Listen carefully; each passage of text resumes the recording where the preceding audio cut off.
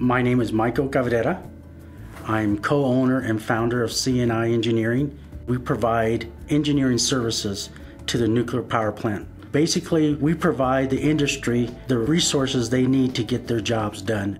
I've been doing this type of work for 32 years now. It started when I was 6 years old. My mother had a stove that stopped working.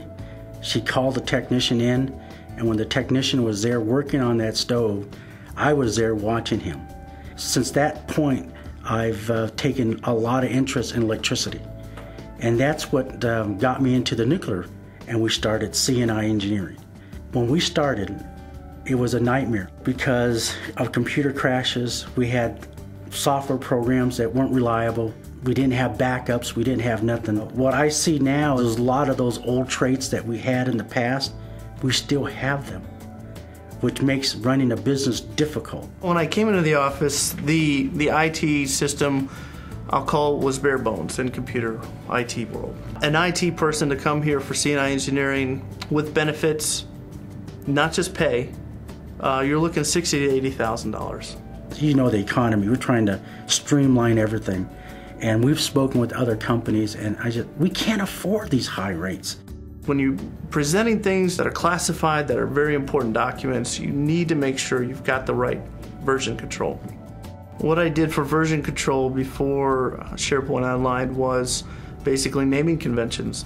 But it's all up to you to manage that. So if you forget, mistype, misclick, misplace, wrong folder, you're in trouble. And that's happened before. My first attempt, when I realized we needed a solution, I went out and looked at rackspace.com. It worked okay, they went down. I needed that document. The response I got from Rackspace was, build it again. I'm making classified nuclear material documents. I can't build it again. So that was a big deal. I mean, that was a business deal breaker for me. I did get an invite to participate in Microsoft Office 365. So I took a look at it, I took the beta. It did fulfill my needs, and what I used was SharePoint Online to help me with document version control. And just for an example, we completed a project at a nuclear facility in Nebraska where I just counted this morning, I had probably 68 revisions to it. Before this, that would have been a nightmare. With SharePoint Online, I was able to work from my house over vacation, over Thanksgiving, over Christmas. I was able to be mobile.